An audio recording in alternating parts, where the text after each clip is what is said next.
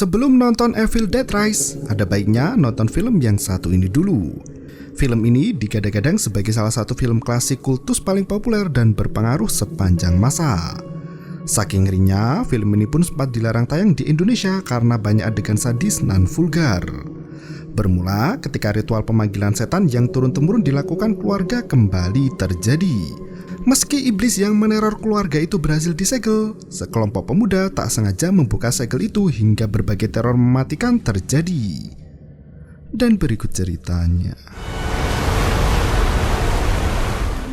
Seorang gadis berjalan sendirian menyusuri hutan dengan langkah sempoyongan dan tangan berlumuran darah. Gadis itu menyadari jika sosok makhluk mengerikan mengintai dan mengamati setiap gerak-geriknya di dalam hutan. Ia mulai berlari kecil dan bersembunyi di balik pohon untuk menyelamatkan diri. Tiba-tiba, gadis itu dibekap dengan mulut kuat dan dihantam kepalanya sampai pingsan.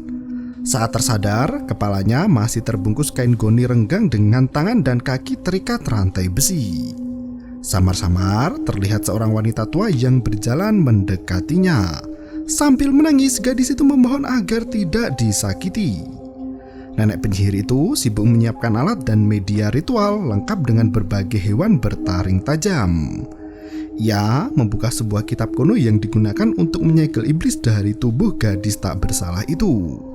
Hanya kitab itulah yang bisa mengembalikan iblis ke alamnya setelah dibangkitkan dengan panduan kitab yang sama. Sementara sang nenek membaca kitab, gadis itu merengek berkata dirinya hanya ingin pulang ke rumah. Tanpa ia sadari, pria tinggi besar melangkahkan kaki dan menghampiri gadis malang itu. Ia membuka penutup kepala gadis itu yang ternyata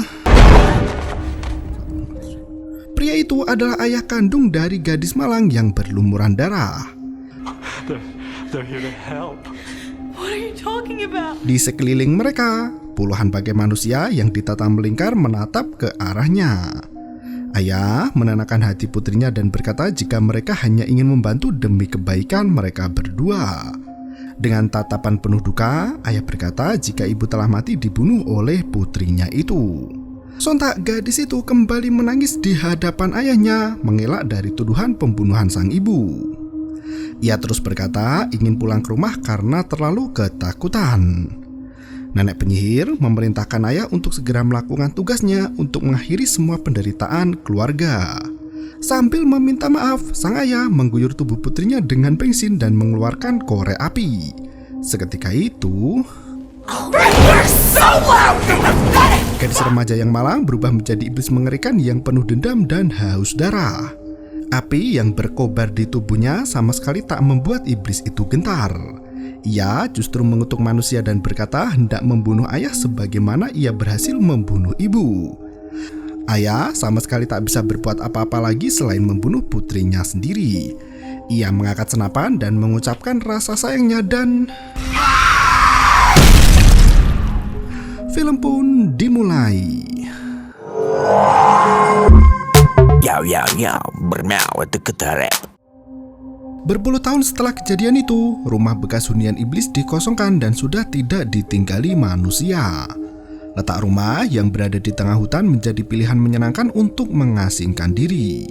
Siang itu, sepasang kekasih, David dan Natalie, tiba di rumah kosong tengah hutan. Kedatangan mereka itu untuk menemani Mia, adik kandung David yang baru saja keluar dari pusat rehabilitasi narkoba. Rencananya mereka akan tinggal di rumah kosong itu selama beberapa hari untuk menjaga Mia dari pengaruh narkoba, yaitu masa detoksifikasi. David langsung disambut Olivia, perawat yang selama ini membantu Mia dalam penyembuhan kecanduan narkoba. Selain Olivia, ada sahabat dekat Mia yang bernama Eric bekerja sebagai guru SMA. Eric berbisik jika Mia sudah menunggu di halaman belakang rumah. Mia ketakutan melihat sang kakak setelah kasus narkoba memperburuk keadaan. David mendekati adik perempuannya itu dan memberikan hadiah kalung untuk menyemangati proses bersih dari napsa. Anjing mereka yang bernama Grandpa turut menemani Mia yang bersedih.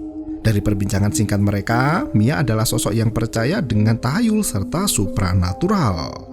Sementara David adalah pria skeptis yang banyak dijumpai di pinggir jalan Amerika. Mia meminta David untuk terus bersamanya hingga proses penyembuhan berhasil. David pun bersumpah untuk tetap bersama adiknya. Mereka kini mengelilingi sumur untuk melakukan ritual kecil atas inisiatif Mia. Gadis itu membuang semua obat terlarang yang dimiliki ke dalam lubang sumur tua kering depan rumah orang tuanya itu. Mia bersumpah di depan sahabat dan kakaknya untuk tidak mengkonsumsi barang haram itu lagi. Mereka memainkan bebas narkoba dan bertahan selama mungkin menjalani hari tanpa obat terlarang. Let's play cold turkey. Setelah ritual membuang narkoba selesai, mereka bergegas masuk ke dalam rumah Riot itu. Pintu depan yang terlihat digembok sepertinya sudah pernah dibobol sebelumnya. Rumah kabin itu tampak kotor dan kumuh luar dalam. Mia langsung berbisik jika ibunya akan benci melihat kondisi kabinnya jadi seperti itu. Agar tempat itu layak huni, David mengajak untuk membersihkan semua ruangan. Let's make this place livable. Mia pergi ke kamar orang tuanya dan menemukan beberapa foto masa lalunya bersama mendiang ibu. Saat David datang menghampiri, Mia menyanyikan lagu tidur yang sering dilantunkan ibu ketika mereka masih kecil dulu. David yang merasa bersalah atas kematian ibunya meminta Mia untuk berhenti menyanyikan lagu itu. Ia sangat kesal karena tidak berada di samping ibunya saat sekarat hingga meninggal. Mia berkata, di hari-hari terakhir ibunya, wanita itu terbujur lemah di ranjang rumah sakit. Ternyata ibu sangat merindukan David hingga sering memanggil nama putranya dan mengira Mia adalah David. Pria itu kembali menjelaskan jika dirinya sangat ingin berada di rumah sakit untuk menjenguk ibunya. Tapi apa daya, David harus bekerja di bengkel Chicago yang tak memungkinkan untuk kembali pulang. David selalu mencari waktu untuk bisa cuti dan pulang, namun apa daya, semua sudah terlambat. Mia berkata melihat ibunya sekarat dan mati adalah hal terburuk dalam hidupnya. Ia bahkan berkata jika David beruntung karena tidak melihat apa yang ia saksikan saat itu. Sore harinya, David masih sibuk memperbaiki pintu kabin yang dibobol orang. Sementara Mia berbincang santai dengan pacar kakaknya, Natalie. Olivia mendekati David dan menceritakan kejadian buruk ketika Mia mulai sakau. Olivia dan Eric pernah menyaksikan ketika Mia bertahan 8 jam tanpa narkoba, namun setelah itu Mia melampiaskan dengan menelan banyak sekali obat hingga overdosis. Olivia memperingatkan jika Mia tak tahan kali ini, maka gadis itu bisa mati karena overdosis untuk kesekian kali. Eric menjadi saksi ketika Mia tak sadarkan diri dan tim medis menggunakan alat pacu jantung untuk mengembalikan kesadaran Mia. Sebagai seorang perawat medis, Olivia meminta David untuk bekerja sama dan menahan Mia agar tetap berada di dalam kabin. Ada banyak kemungkinan Mia akan merengek minta pulang ke kota. Namun perkotaan adalah gudang narkoba yang bisa memperparah kondisi Mia. Satu-satunya jalan untuk menyelamatkan Mia adalah dengan bertahan di kabin sampai sakaunya hilang. David berkata jika kedatangannya adalah untuk memperbaiki hubungannya dengan Mia yang sempat memburuk setelah kematian ibunya. David tak bisa menahan keinginan Mia untuk pulang ke kota karena itu akan menggores luka di hati Mia lagi. Malam harinya Mia kembali sakau dan merasakan sakit di sekujur badan. Olivia mencoba menenangkan Mia dan menguatkan agar Mia tahan tanpa narkoba. Karena efek sakaunya cukup berat, Olivia menyuntikkan obat penenang agar Mia bisa beristirahat dengan tenang. Mia berkata jika ia mencium bau bangkai busuk di dalam rumah itu. Ia mendeskripsikan bau itu sebagai sesuatu yang sangat amis dan membuatnya ingin muntah. Natalie berkata jika dirinya tak bisa mencium bau bangkai ataupun bau amis di rumah itu. Ternyata kondisi Mia yang sakau membuatnya lebih sensitif khususnya terhadap bau dan aroma. Di waktu yang sama, Grandpa, anjing hitam peliharaan keluarga Mia, sibuk mengendus lantai dan menggaruk-garuk keset. David menyingkirkan keset itu dan noda darah terlihat mengitari pintu rahasia menuju ke ruang bawah tanah. Mereka langsung membuka pintu menuju ruang bawah tanah itu hingga menyeruak bau tak sedap.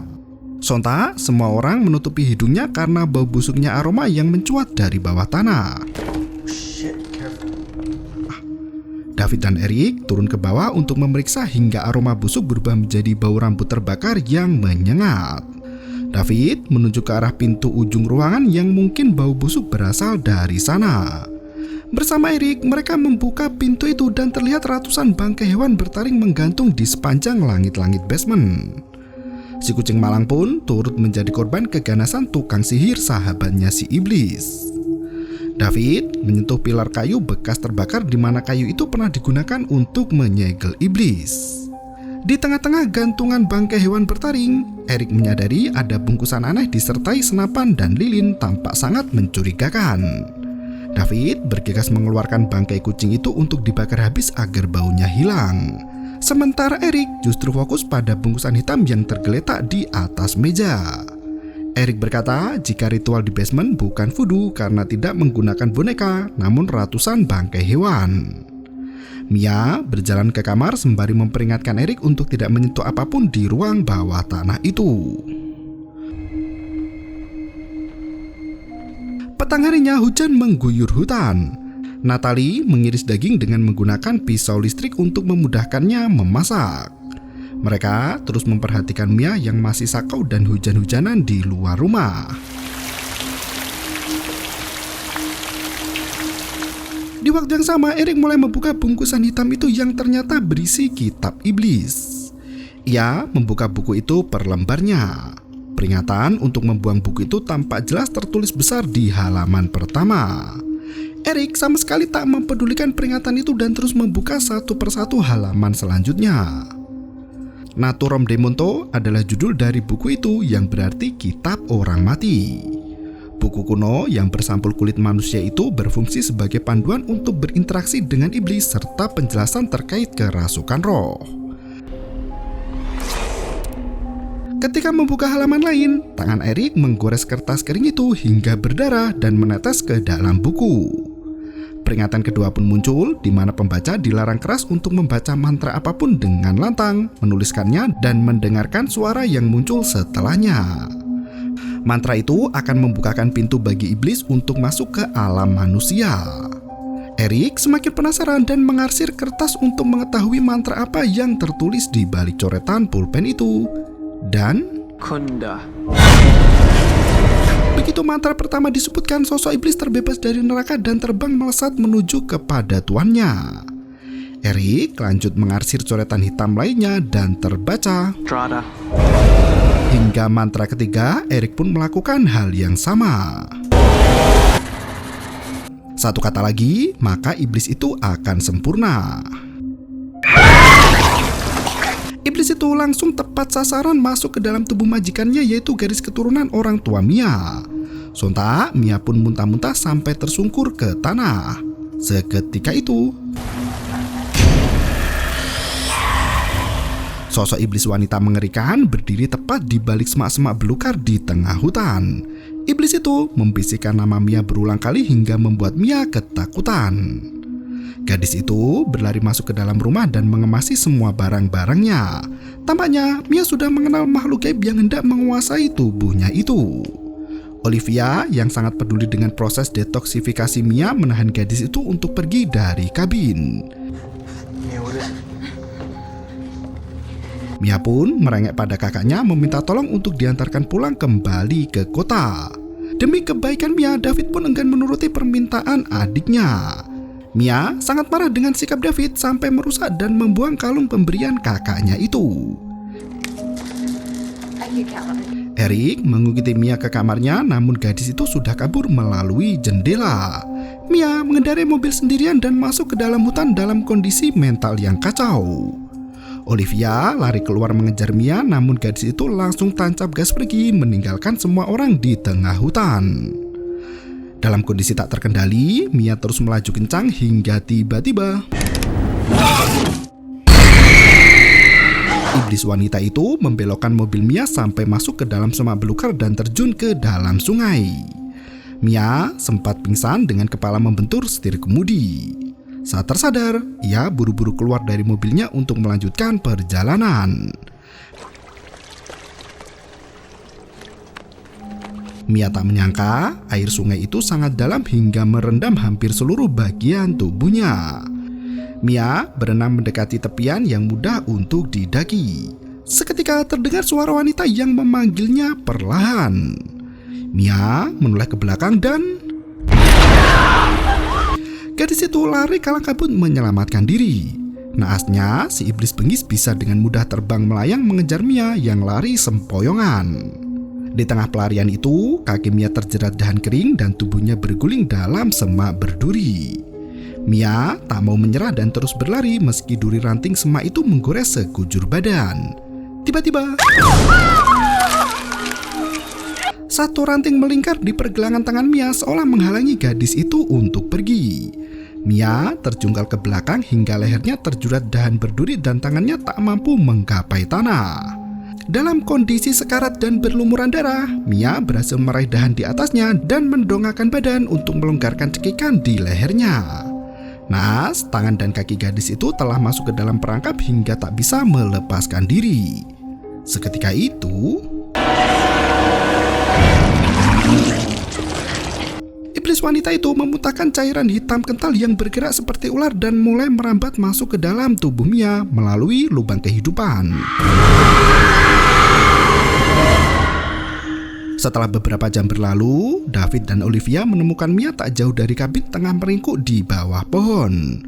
Mereka segera membawa gadis itu masuk ke dalam rumah karena sekujur tubuh Mia basah kuyup dan menggigil kedinginan. Setelah membersihkan dan mengobati luka di tubuh Mia, Olivia keluar menghampiri yang lain. Ia berkata jika Mia terus membicarakan wanita di dalam hutan yang menyerangnya. David memberikan ide untuk membawa Mia ke rumah sakit. Olivia masih bersikeras jika Mia harus tetap di kabin sampai proses detoksifikasi berlalu. Sebagai perawat, Olivia berusaha melakukan yang terbaik untuk kesembuhan Mia yang menjadi prioritas mereka saat ini. Ia juga sudah membersihkan duri dari tubuh Mia dan menuduh gadis itu sengaja masuk ke semak berduri karena sedang sakau akan zat adiktif. David menghampiri adiknya yang sangat jauh berbeda.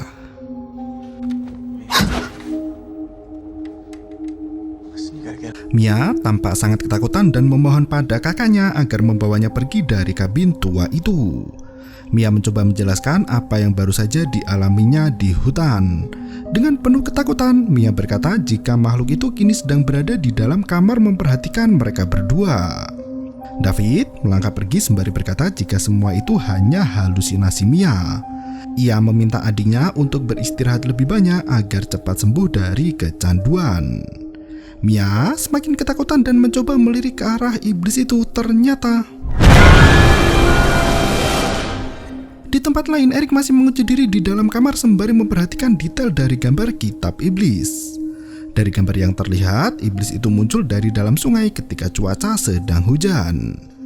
Setelah membuka beberapa halaman, terlihat gambar seorang gadis yang tubuhnya terjerat ranting pohon dan dibentangkan kedua tangannya serta kakinya. Gambar itu sangat mirip dengan kejadian yang dialami Mia di dalam hutan. Tak berselang lama, Olivia memanggil Eric untuk membantu yang lain menenangkan Mia.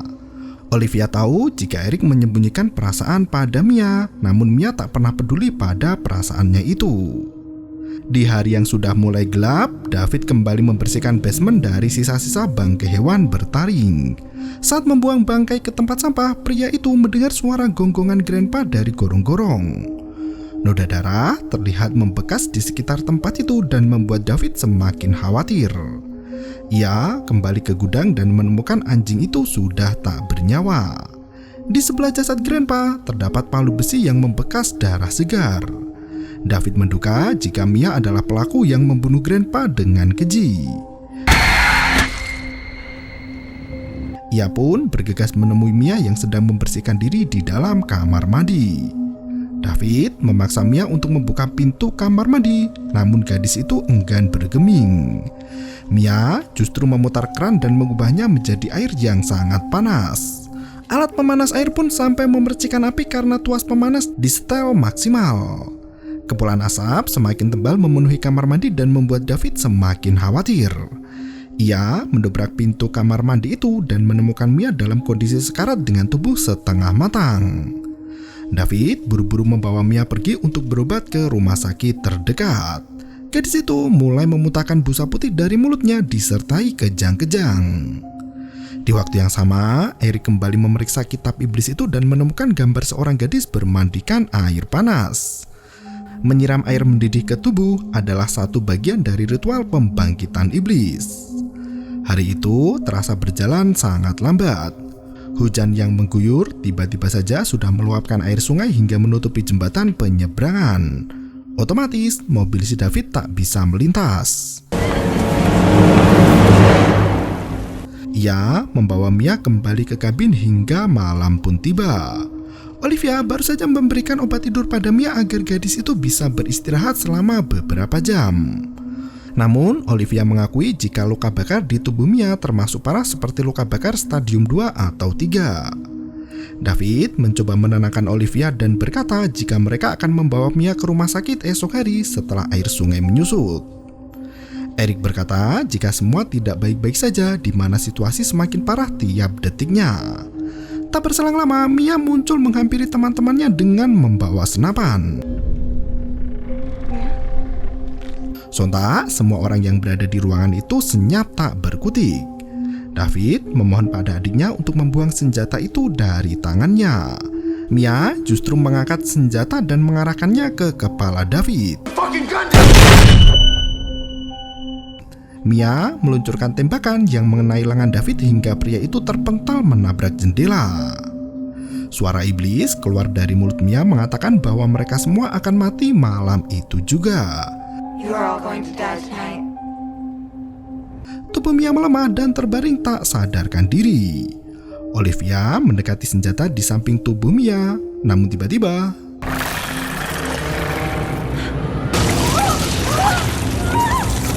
saat hal itu terjadi, Eric sama sekali tak mau membantu. Olivia berusaha melawan sendirian dan membanting tubuh Mia masuk ke dalam basement. Eric langsung menutup pintu ruang bawah tanah dan menguncinya. Dari dalam, Mia mulai memberontak dan meminta agar pintu dibuka. Natalie sampai ketakutan melihat bola mata Mia yang berubah mengerikan. Olivia berkata jika dirinya memberikan obat tidur cukup banyak yang tidak memungkinkan Mia untuk beraktivitas. Seketika itu terdengar suara dentuman di mana Mia membenturkan tubuhnya ke tanah. Hal itu membuat mereka semua khawatir. David meminta Olivia untuk menyuntikkan obat penenang.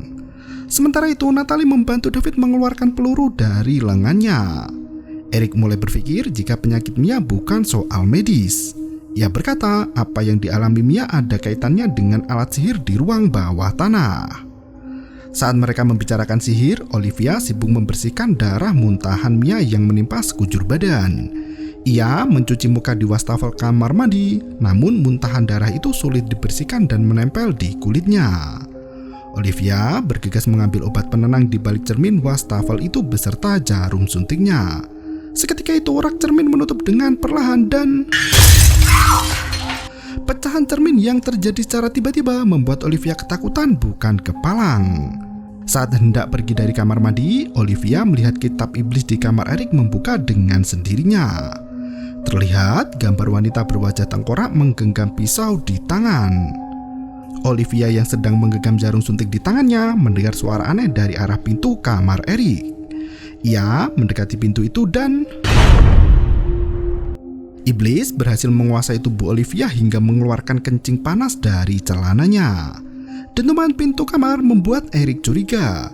Ia berlari menghampiri Olivia yang mengunci diri di kamar mandi.